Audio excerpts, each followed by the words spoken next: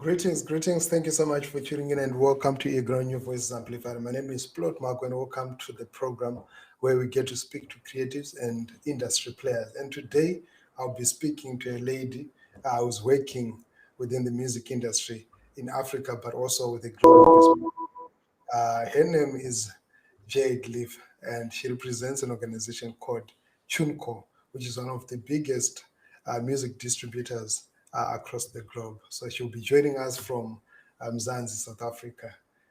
Jade, welcome to earGROUND. Hi, thank you so much for having me. You're most welcome. It's an honor to have you on the program. Oh, thank you so much. I'm so excited to talk about music and artists on the continent today.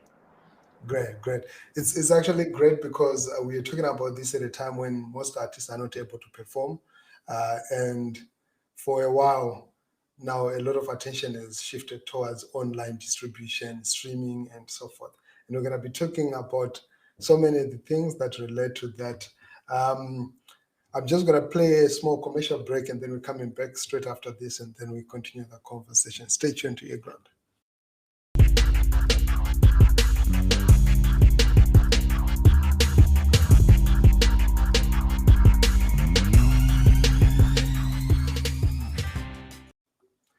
So yes, welcome back yet again to earGROUND, your voices amplified. Like I said, I'm speaking to Jade Leaf, who is the head of TUNECORE East and Southern Africa.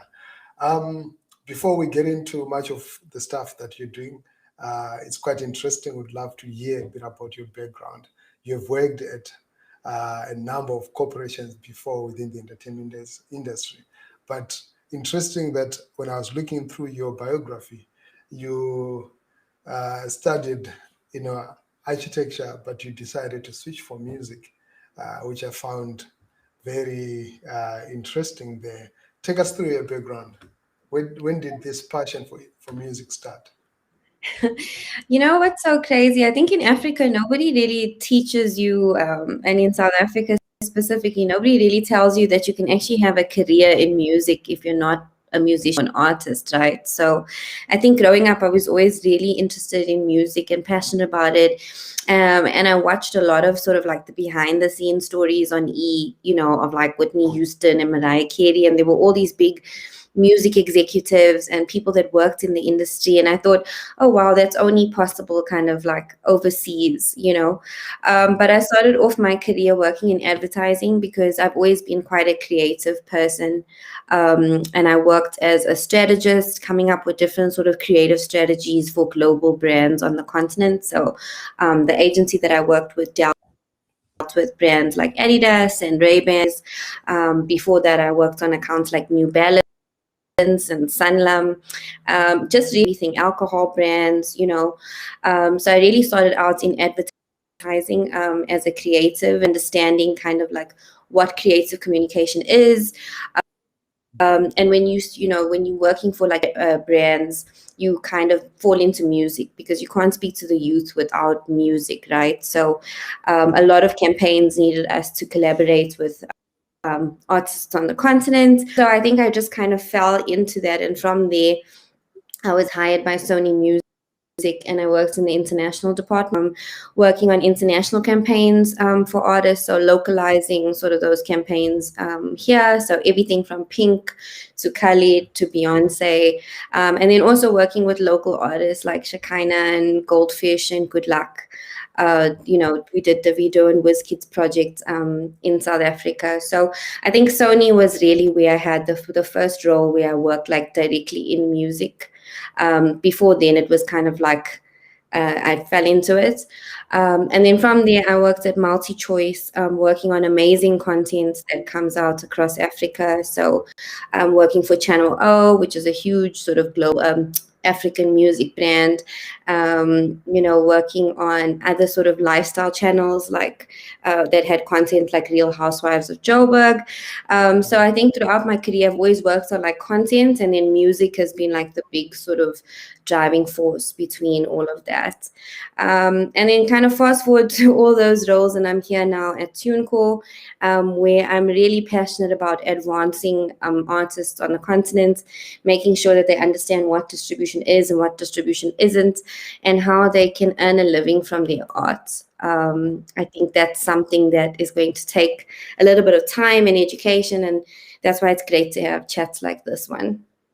Wow, that is great. And thank you so much for sharing such a very well-detailed history in the entertainment scene. And I like that you have got that background, not only in music, but also in working with, the media and also youth culture and the connectivity that comes in between. But looking at your portfolio at TUNECORE, and you are heading East and Southern Africa, what does that entail?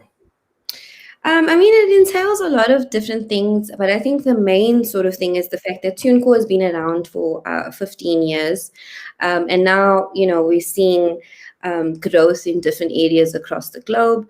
And so we really want to create, a local sort of solution for artists on the continent, right? So we really want to bring awareness to TuneCore as an option. We want to tell African artists, that you don't have to have a commercial deal. You don't have to get signed by a label. You don't have to look for an aggregator. If you want to release music and get it up on digital platforms, there's a solution for you. And that's what TuneCore is, So I think our main mission is just one, explaining what we are and what we do. And then two, just partnering up with entities and artists, to make sure that people understand essentially how far they can go as independent artists. So I think, outside of the day-to-day, it's a lot of different things, but that's really our main mission as we move to Africa.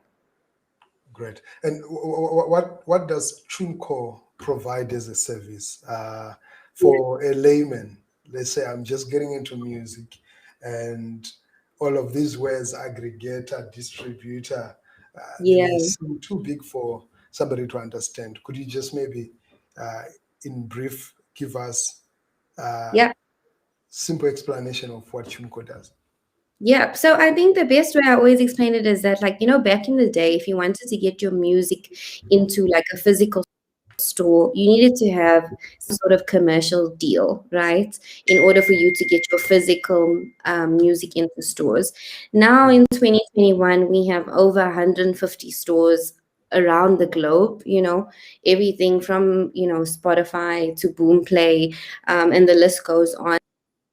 And so it's really about trying to get into these digital stores, right? And so what TuneCore does for a fee is you basically pay a fee per year. For a single, for example, it's $9.99, and you pay this fee per year. So it's a subscription to keep your music up on the streaming platforms. But basically, we deliver your music to the store, and that's all distribution is. It's about taking your final product and making sure that it's live across all these stores. So TuneCore specifically distributes to 150 plus stores around the world. We offer you for that fee, what we offer you is, so you can log into your dashboard and see your streams on a service and how much revenue you've made, just by logging in. And then thirdly, we have a 24-hour customer care support team that can help you if you have any questions, the artwork, or you're not sure how to do a certain thing or set up a pre-order. If you are a core artist, you get access to that from our service specifically. So that's what you get for paying the fee. I think it's important to realize that with other distributors like DistroKid, there is a percentage of your revenue that they take. So they might be cheaper, but they take a percentage. TuneCore does not take anything. We give you 100%. Your subscription fee is for our service, and that's all that you pay. There's no hidden costs. Wow. So I only pay subscription fees, and all my earnings, I get them. I don't have to split and share with anybody else. Yes, exactly. So you literally, that $9.99, you pay that if you want to distribute a song next week, you pay that, and then that's valid for 1 year, and then the next year you pay another $9.99, and so on and so forth. And that's basically to keep your music up on the stores, right? And I think this is a really revolutionary model if you think about it, because it means that there's full transparency from an artist, You don't have to share your earnings with anyone, and that's kind of a big deal. And you maintain the ownership of your master, right? Which is the big thing. Yeah. So do I have to pay per track, or the subscription covers everything? Yes, you have to pay. You have to pay per track, right? So we're a business and a tech company, offer the service. So Yes. the way that we make our money is per track or per project. But if you look at it, that's still better than sharing 20% earnings with someone, or signing away even as much as 80% sometimes. Solution is not for everybody. But I think for people that want to release music and get up there, because we have a lot of piracy, right? People share music on all these other platforms except streaming platforms. So I think it's very important for artists to be able to make every bit counts. So it's great that you don't have to share your earnings with anyone. Great. When I'm talking to a lot of artists, say in Zimbabwe, they don't have Visa cards, they don't have MasterCards. How best can they be able to access the services of TUNECORE if they don't have these? Is it something that TUNECORE is looking into? Because most of them are using mobile money as a payment system. And because they don't have access to Visa cards or MasterCards or PayPal, then there are middlemen that are coming in, some of them ripping off the artists because they don't have access to that. Yeah, no, that's a great question, and it's really true, right? Across our continent, there are different sort of mobile wallet providers, specifically, that are prominent, and we are very, very aware of that. For now, we are definitely looking for a long-term solution. As you can imagine, with the tech product, it's going to take time for us to develop sort of different payment, gateways. So for now, really, we do use, like you said, it's credit cards, or you can pay from your account when you make money. But it is something that we're focusing for the long term. We haven't incorporated it now. And I'm sure you see with the DSPs that come onto the continent, it's a long-term process. I think with Apple, you still it's credit card or it's Vodacom. I'm not sure, or Spotify is like that, So we're definitely looking into how we can find other payment methods for the future, because like you said, a majority of our people don't have access to credit cards, for example. So it's a long-term solution that we are looking for. You mentioned access to the back end, which has been one of the topical issues amongst music makers, producers and artists, that at times they do not have access to the back end. So they sign up with whatever service, and they ultimately end up losing their music, their earnings, and access to their accounts. Is this something that somebody can encounter when they're signed up to TUNECORE? Yes, I think the thing that is so, for me, amazing about TuneCore is the fact that there's full transparency, right? This service is developed for the artist. And I think, globally, there really is such a strong ecosystem for artists to earn money. So you don't have to be a huge artist. In Africa, we are aspiring to build an ecosystem so that our artists can make money and live and advance their careers specifically. So transparency plays a really big role in this. So using a music distribution service that gives you access to see that, hey, I've got 500 Rand or whatever it is, or $500, is extremely important, and something that we're really, really proud of. We're always improving our dashboard. You don't have to phone me and say, hey, Jade, can I see my earnings? You can log in at any time and have a look for yourself. So I think that's a huge sort of benefit when coming to TuneCore. Wow. So I don't need a middleman. You don't. You definitely don't. And if people tell you that you need a middleman, that's a lie. I think the big thing, though, to understand is that distribution is just distribution. So it's the delivery of music to the stores, right? There are other label services in terms of like pitching for playlists, etc. We do not offer that, but with things like Spotify for artists, with things like Apple for artists, Boomplay for artists, like there is more visibility in terms of trying to get your music into playlists. But I think it's also to understand the fact that playlists need to be like a long-term play. If you're an emerging artist just starting out, the first thing you want to do is just get your music up onto streaming platforms, share it on social media, because these things are social media is free, right? Share it on social media, get feedback from people, and really push the link to the streaming platforms with your friends and your family as a starting point. So I see in the comments someone is asking about playlists. Yeah, playlist means. Yeah, I just wanted to respond to that because that's the first question that I get from artists is, hey, how do I get onto a playlist? And I think you need to think about it like the media platforms. It's like radio and TV, right? There's a certain kind of artist, there's only a certain amount of space. Not everybody can be on radio and TV, not everybody can be on a playlist, but that doesn't mean that your music can't be heard and discovered.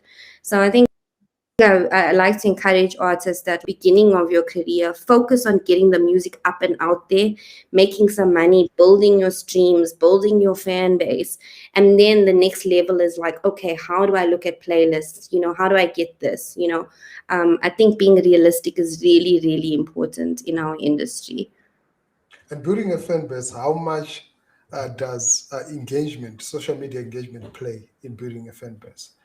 Can you just put out your music there and then you don't engage and still get traction, or because you are an established artist, you don't need to engage? Like, how much does engagement play in building your social Yeah, media?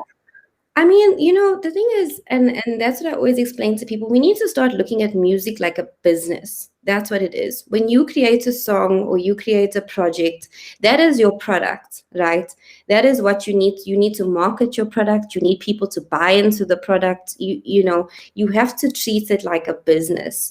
And so when you're starting off a business, you look at all the tools that are available to get the word out there.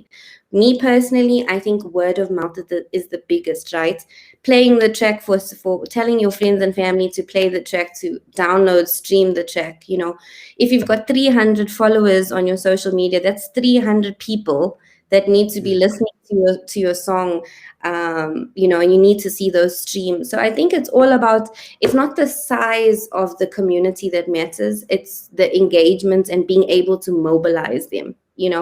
How do you interact with your fan base? Do you go on live? Do you put up polls and say to people, hey, what do you think of this track? Do you like this track versus this track? And so engagement is a huge, huge, huge part of this. At the end of the day, you want to be able to tell a group of people to go and listen to your music, to go and, spend time with your music. And so, that for me is the biggest thing. And engagement of 50 people is definitely more important than having a fan base of 5, but you can't mobilize them to do anything, so engagement is huge. And do I need to be an established artist, or I can just sign up even after releasing my first song and be on TUNECORE? Yeah. So I think, yes, exactly. That's the question that I get, right? So if everybody, you can go to www.tunecore.com. You can sign up to the platform. It's free. Sign up is completely free. You can actually play around and see, and we have tunecore.com/blog that answers a lot of questions. But basically, our service artists at every level of their career. If you're willing to be an independent artist, and you're willing to do the work yourself, or you've got a team of people to do the work, it's very possible for you to be an independent artist right now. So when you look at labels and aggregators, they're signing the best talent, because if the talent makes money, they make money. Whereas with us, we don't make any money from what you make, right? So the value of an artist signing up to us is, every artist can sign up to us and use our platform. And it's really important to understand that. It's definitely not signing a deal. It's really just signing in, and letting us distribute that particular track or album project for you specifically. In Zimbabwe, the biggest music distribution platform is WhatsApp. I don't know in other parts of Africa, but what would you say is the downside of me distributing my music on WhatsApp? Because artists would say, look, I put it on WhatsApp because it reaches more people. Yeah. And when I put it on WhatsApp, then I'm able to get shows and I'm able to get more. I actually make more impact with WhatsApp than if I put on some of these platforms. What would you advise with regards to that? Yeah, I think, the, the advice for me is, especially with Corona, right? A Mm. lot of artists were relying on live performances, because you get paid for a gig or a festival or wherever, and that's completely stopped, right? So for artists now, the main source of income has become their actual music. So who is streaming the music? In the digital era, that's how you make money from your music, is from streaming, right? So I think for me, when you do that with WhatsApp, you're actually like, you're stealing from the artist, and the artist is kind of handing over their money, which I don't think is a good thing. Firstly, it makes you more open to someone stealing the song or stealing parts of the song because it hasn't been officially released. So Jade can go and sort of make her own version of the song that she heard on WhatsApp, you Mm. know, because there's no information. It hasn't officially been distributed with all the writers and who owns the composition and all of that. So that's the one disadvantage. And the second thing is just the earning. You put artists work so hard to create these projects for us to listen to. I think that there should be earning on the other side of that. So I would definitely want to encourage everybody is to distribute your music correctly. I think that money that you put aside to distribute gives you a potential to earn three times that amount. If you really focused on pushing and marketing your music as much as possible. And earning like 50 cents versus nothing for me is still always better. You know what I mean? So your music for free. Like I said, this is a business and this is your product and you own it. And so you should distribute it accordingly. Especially if you want to be considered a serious musician, right? If you want to be on a global playing field, the first thing that's needed is someone sitting in Spain or the UK needs to be able to find the link to your song. Yeah. So I think you're really selling yourself short if you decide to do that instead of distribute properly. And is it feasible in Africa, like online distribution, streaming? Is there money? Because internet is still a preserve of the few in so many countries. Yeah. And the numbers in some countries, like in Zimbabwe, the numbers are not so big. Uh, do you think Did I? it's something that is really worth pursuing? I know maybe for South Africa, it could be a different situation. Yeah. What's your take? I think my take on it is that we can't look at the situation right now, right? So if you just take it as, this is the situation in Zimbabwe, it's always going to be like that. I Mhm. don't think that's correct.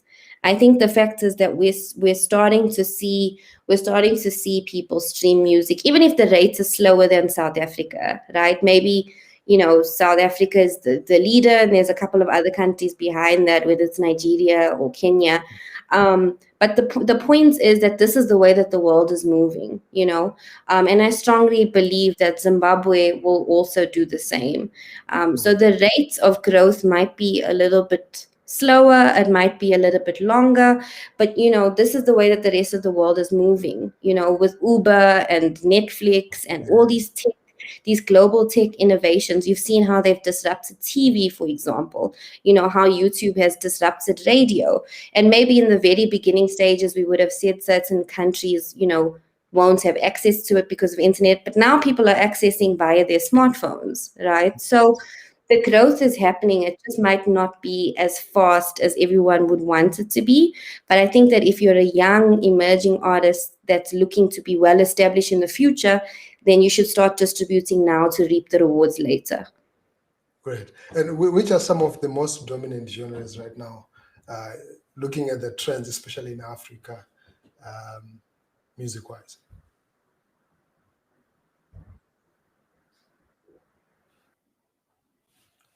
Hi, Jade, can you hear me? So Oh, yeah, I think I lost you there. Can you hear me? Okay, yes, I can hear you. Yeah. I was asking which are the most dominant genres at the moment? Is it Afrobeat?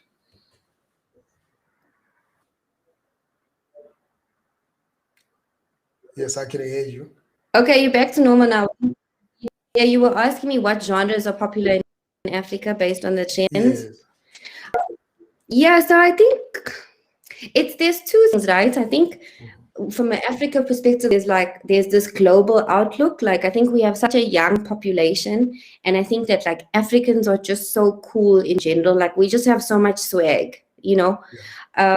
And I think that like we prescribe to a global culture. So like hip hop, for example, you know, if there's a big hip hop album, we're going to all listen to it. You know, from that hip hop is kind of like the mainstream genre.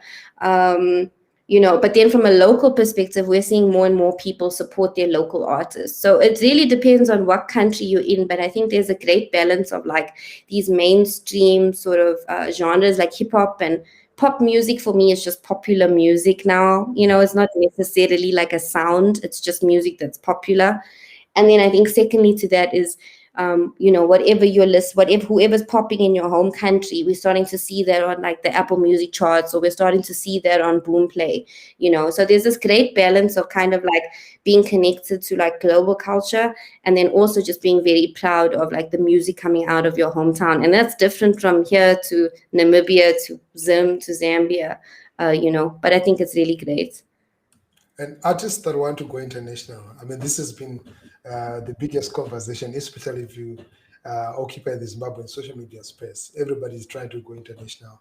Um, and the edge is to say, let's create a sound like this. Let's also get on ABC platforms.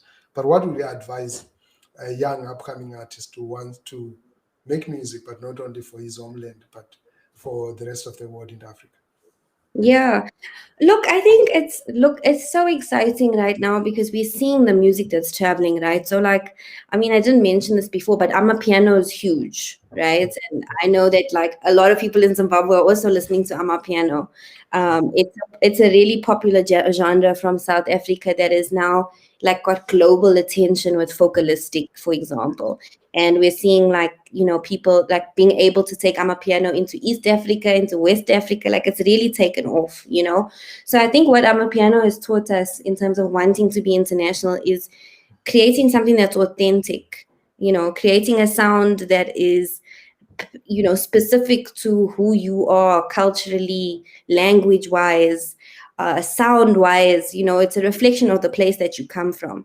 And I think that's always been the thing from African sounds. You know, Afrobeat has been huge for a long time, and it's still like the dominant sort of genre that people listen to in the US and the UK from Africa, you know. And it's because that is so distinct to West Africa and to Nigeria specifically. So I think anyone that's trying to be international, you know, they have American artists there, not to deter you from doing, you know, hip hop or R&B, but I think just take into account that they don't have Zimbabwe anywhere else, you know, and they don't have South Africa anywhere else. So if you can do something that's reflective of who you are and where you come from, then other people will resonate with that, you know, and it can be other people sitting on the other side of the globe too.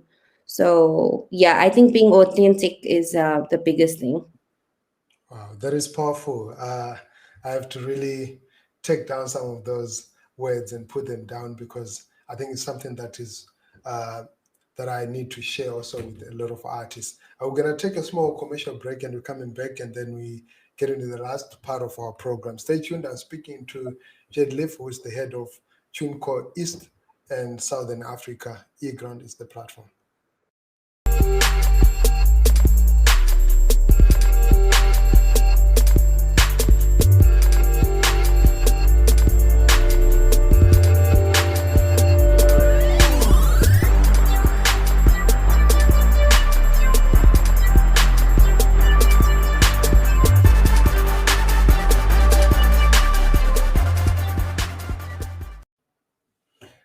We're back speaking there to Jade, who is the head of TUNECORE East and Southern Africa.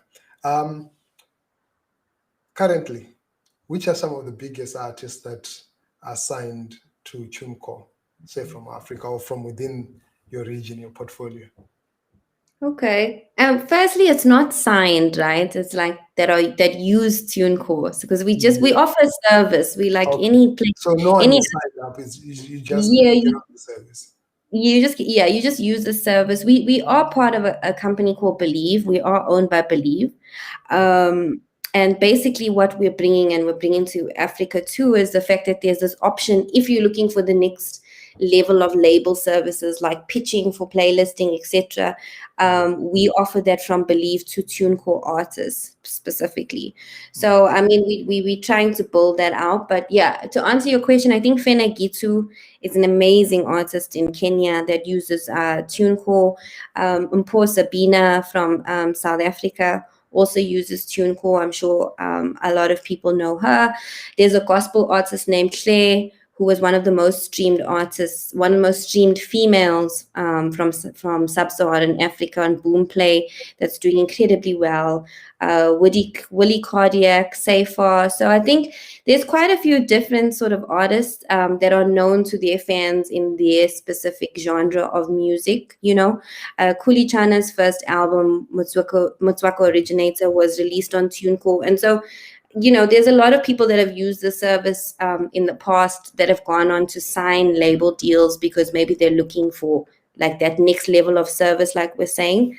So yeah, I think we're growing our portfolio, but like I said, it's not about, who's the biggest artist that use TuneCore. For me, it's more about just helping artists in general, and that's really important because I think it used to be a space that was only for really big names. And Yeah. now the industry is opening up, and we're saying that if you are a new and emerging artist, you can have your music up on these platforms too. So, yeah. And long term, what are the long term plans of TuneCore? Are there any possibilities or partnerships that are there to see artists develop more, support artists and creative projects within the region?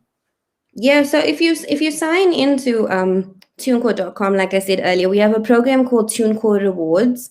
And TuneCore Rewards is you'll see there has a bunch of content pieces or videos that just show you about like how to promote your music, have a bunch of like resources for artists to just help them in the independent journey, right? And that's an amazing program that runs internationally. So I think with that program, we really want to localize it and see how we can get African experts, into the program to give knowledge and resources to a lot of artists. We have partnered with the Zimbabwe Hip Hop Awards most recently. Um, and just because we're really passionate again about just partnering with local entities to show our support for the industry, like in Zimbabwe specifically. So crossing fingers that we'll be able to have that in person in December, and maybe bring some master classes to Zimbabwe, in person to help artists. So I think we have a lot of things that we want to do. It's been a difficult year with everyone doing things remotely. But the long-term objective is to bring as much resources and education around distribution of music to artists, specifically for artists in Southern Africa.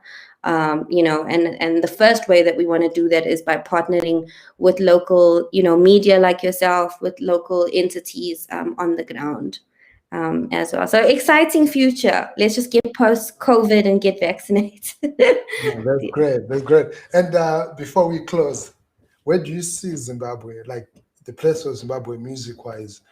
Do you think we are competitive on the continental level, also on the global level? What's your perspective with regard to the music that's coming from Zimbabwe?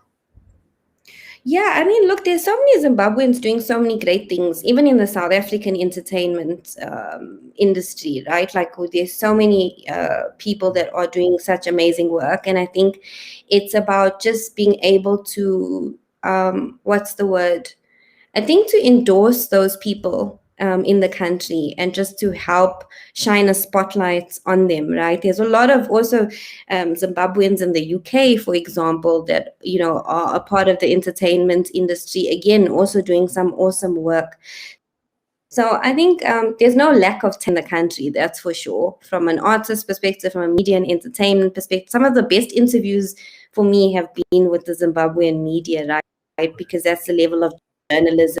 And the talent is there. I think it's just all about consumers putting their head together, being able to support local, right? So being able to sign up and stream music and, support local music and local content as well. So I think it's a mixture of just really supporting and consuming our music, and also just from a neighboring countries' perspective, having a lot of collaboration between the artists in Zimbabwe and in South Africa, or some of our other neighboring countries, So collaboration is definitely key to just shining a spotlight, because I think there's some amazing people coming out of Zimbabwe across the board. I think in terms of the future, to become competitive, like I said, we need to just educate, and we need to just come up with innovative solutions, like you said, about how do we get local payment gateways, the mobile wallet that is popular in Zimbabwe should be incorporated into services, right? How do we get local language incorporated into certain services and things like that? So I think it's not a special case, but I think it's a doable case. And I think in the next sort of 5 years, I think Zimbabwe is going to be a place, a really big one to watch. Wow. That's great. You just put a smile on my face there, and I know many others that are watching right now, and those that will watch later. Just to hear that coming from you, I think it's great affirmation at a time when we're asking ourselves questions to say, look, we see the milestones that other countries are making. Where are we? How best can we get also on the same space? There's one question that I will ask you before we end. Samuel Bebe is asking, let's say I don't pay my subscription. Does TuneCore take down the track on all digital platforms, or it just freezes the song? Yeah, that's a great question. So there's a series of warning emails. We don't just take it down immediately. I think there is like a 1 month sort of like leeway that we do. So we'll communicate to you and say, hey, you need to pay your subscription, but it's not a case of you haven't paid and then your music's gone. We try to just like send as much communication as possible, and then we give it a certain amount of time period, which I think is about a month, if I'm not mistaken, before we then do have to take off the music from the platforms. So yeah. Great. Wow, thank you so much. I really appreciate. I hope to speak to you at some time again as we continue this conversation. But I think the information that we shared today was very enlightening for me, but also for people that are watching, and a lot of artists that have been asking questions and trying to figure out, especially artists that are just starting up, and the older generation of artists that are used to the traditional way of distributing music, who are struggling to find their way around. And it's good to see platforms like TuneCore that are opening up for artists. Somebody is asking before we go, do you only use PayPal for payouts? No, so we changed that because we know that a lot of people are having problems. In some countries, I think PayPal doesn't work. So we have a payment partner called Payoneer. And basically, Payoneer has a couple of different options that are available depending on your region or depending on your country, which they'll tell you on the back end. So sometimes you can withdraw from your Payoneer account. Sometimes they can put the money into your like F&B account, for example. So again, it's very country specific, but we have a payment partner now, which has been working really well for people, whether you're in Kenya or Zimbabwe or South Africa. We've had artists are able to access the money quite easily. So I'm very happy to tell you that. Oh, great. So you have it, you had it advocate that you can actually use other platforms to get your remittances. Thank you so much, Jade. I really appreciate, and it's been awesome to have you on the program to talk about the services that you're providing, but also enlighten artists on other things that need to look out for and consider when they're streaming their music online. Awesome. Thank you. So to everybody who's been watching, sorry, I didn't hear you. Oh, I was just going to say thank you so much. Thank you for having me. And it's been great to interact with some of the people and just talk more about distribution. Oh, great. Thank you so much. To everybody who's been watching, my name is Plot Makwapi. Speaking there to Jade Leaf, who is the head of TuneCore East and Southern Africa. and she's been telling us about their operations, the work that they're doing. And it's actually exciting because in Zimbabwe already have got the Zimi Pop Hours partnering with TUNECORE, which is a great initiative because it speaks confidence into the music that we're making in Zimbabwe and also the future that Zimbabwe has within the music space. And she says in 5 years' time, it's going to be something amazing when you're looking at Zimbabwe's prospects on the international music space. So until next time, it's been great, and stay tuned. Tomorrow I speak to the Unveiled, one of the finalists at the amazing Africa Challenge that is being run by Old Mutual at 6 p.m. Remember, stay tuned, earGROUND. earGROUND Radio. New voices amplified.